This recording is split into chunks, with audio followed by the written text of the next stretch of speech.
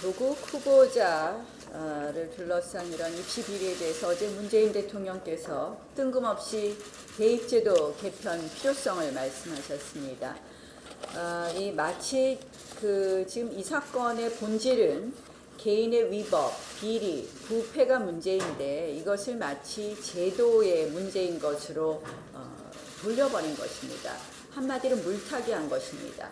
그동안 후보자도 물타기, 여당도 물타기, 여권 인사도 물타기, 그러더니 이제 대통령까지 물타기하고 있습니다. 정말 이것은 국민을 바보로 하는 그런 오만함입니다. 국민들께서는 이러한 오만함에 분노를 느낄 것입니다. 또한 결국 조국 후보자 딸과 동시대에 대학을 간 수많은 학생들이 있습니다. 그 학생들은 정말 성실히 입시를 준비했고 자신의 노력과 성과에 따라 대학에 입학했습니다. 결국 조국 후보자 한 명 지키겠다고 그해 대학 입학생들 전부를 잠재적 범죄자 취급한 것과 다름없다고 봅니다. 문재인 대통령 이제 드디어 합리성을 상실한 것 같습니다. 이런 식으로 본질을 흐리는 대통령에 대해서 국민은 소외감과 박탈감을 느낄 것입니다. 대통령께 말씀드립니다.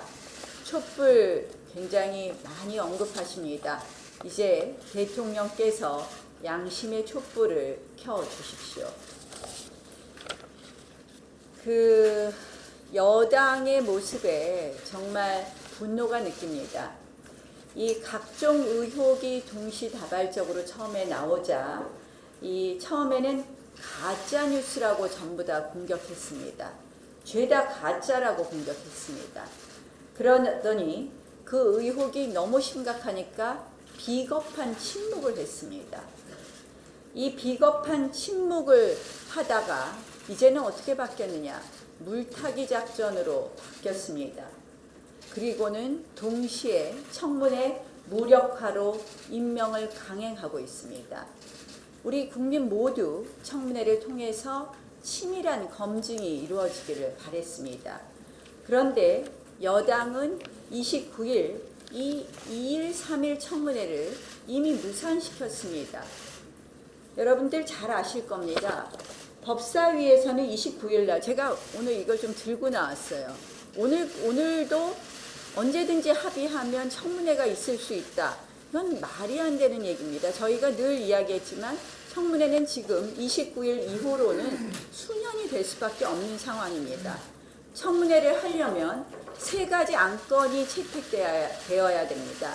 실시 계획, 그러니까 날짜를 언제 하겠다 하는 실시 계획의 안건이 있고, 그 다음에 증인 채택을 해야 되고, 그 다음에 자료 제출 요구를 해야 됩니다. 그런데 29일 날 여당은 이 증인 채택의 건에 대해서 긴급 안건조정위원회에 회부하는 회부서를 내버렸습니다.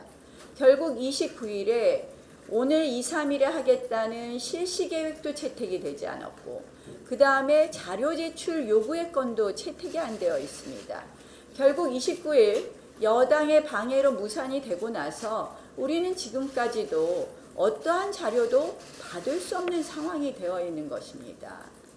결국 29일에 민주당은 의도적인 오늘 2, 3일의 인사청문회를 의도적인 판깨기를 한 것이고 민주당은 보이콧한 것입니다. 민주당이 이렇게 이야기합니다. 오늘 의결해서 오늘 내일 청문회 하자고. 여러분, 자료도 없고 증인도 없는데 무슨 청문회를 합니까? 청문회라는 것은 자료를 근거로 해서 따져야 되는 것 아닙니까? 증인을 소환해서 증인의 진술을 통해서 대지를 통해서 그 모순점을 밝혀서 국민들께 알려줘야 되는 것 아닙니까? 결국 지금 민주당이 이야기하는 것은 한마디로 가짜로 청문회 쇼 하자는 겁니다. 도대체 오늘 해서 무슨 청문회를 합니까? 저희가 줄곧 이야기했습니다. 증인을 합의해서 안건조정이라는 이 턱없는 말도 안 되는 정말 의도된 이런 판깨기 하지 말고 증인 협의하자고 했습니다. 여러분, 우리가 주장하는 핵심 증인들이 굉장히 많습니다. 사랑하는 딸, 아내, 어머니라고 얘기하는데 그분들이 핵심입니다. 아내 정경심, 조국 펀드 출자자입니다. 위장 매매 의혹의 당사자입니다. 명의신탁을 한 건지 진짜 증여를 했는지, 자녀 의혹의 또 핵심 관여자입니다. 어머니, 웅동학원의 이사장이었습니다. 그런데 이것을 일륜운운하면서 합니다. 이 청문회를 무력화하기 위해서 지금 일륜운운합니다. 그러나 지금 저희가 어제도 이야기했습니다. 핵심 증인 딸을 양보하겠다. 저희가 지금 이 진실을 어떻게 밝힐 것이냐, 이 모든 것을 어떻게 국민들께 잘 밝힐 것이냐. 저희가 이 핵심 증인들에 대해서 이미 25명 내놨습니다. 협의하겠습니다. 핵심 증인 계속 협의하겠습니다. 오늘 11시에 원내대표 회동이 있습니다. 이 부분에 있어서 민주당과 이 부분 협의하고, 다만 이것이 열리려면 법대로 청문회가 열려야 됩니다. 청문회 열리는데 아까 말씀드린 것처럼 이 세 가지가 필요합니다. 여러분, 증인을 소환해서 불출석하지 않게 증인을 출석을 담보하려면 5일이 걸립니다. 그러면 오늘 합의를 하면 7일부터 청문회가 가능합니다. 7일이 주말입니다. 따라서 저희가 9일 이야기를 했었습니다. 그리고 이렇게 의결을 해야지만 자료 제출을 받습니다. 그렇지 않다면 이러한 증인에 대해서 의결하지 않고 송달하지 않으면 누가 출석하겠습니까? 출석을 강제할 방법이 없습니다. 또 자료를 누가 내겠습니까? 안 냅니다.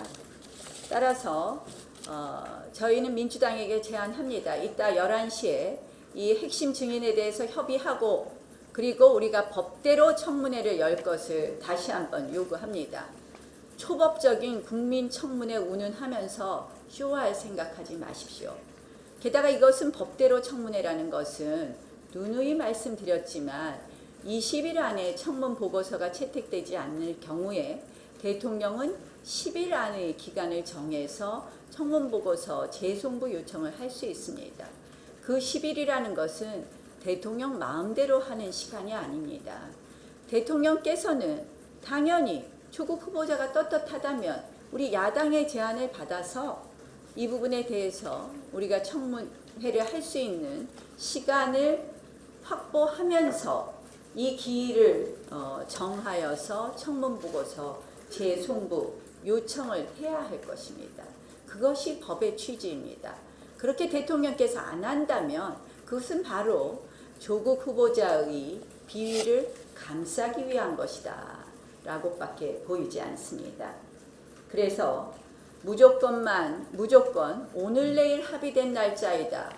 본인들이 의도된 판 깨기를 하고 오늘 내일 합의된 날짜라고 고집하는 민주당은 한마디로 청문회가 두려워서 숨는 것이다 라고밖에 보이지 않습니다. 그리고 이것은 결국 국민을 무시하는 것입니다. 다시 한번 요구합니다. 민주당 협상에 응하십시오. 청와대 이 기간을 충분한 기간을 주어서 청문회 재송부 요청서 보내십시오. 세 번째, 조국 후보자에게 이야기합니다. 조국 후보자, 말씀만 청문회에 고대한다고 이야기하지 말고 본인이 떳떳하다면 대통령께 건의하십시오. 그리고 여당에게 건의하십시오. 9일, 10일 청문회가 되었든 법에 정한 기간 안에 그리고 법대로 청문회 할 수 있도록 본인께서 협조하겠다고 말씀하십시오. 마지막으로 검찰에게 한 말씀 드리겠습니다. 저희가 찾아낸 여러 가지 사실, 증거들을 종합해보면 이 사건에 있어서 조국 게이트 사건에서 조국 후보자의 가장 중요한 핵심 범죄는 결국 직권남용과 그리고 업무 방해로 보여집니다. 많이 들어본 죄명입니다. 직권남용과 업무 방해를 어떻게 인정할 것이냐.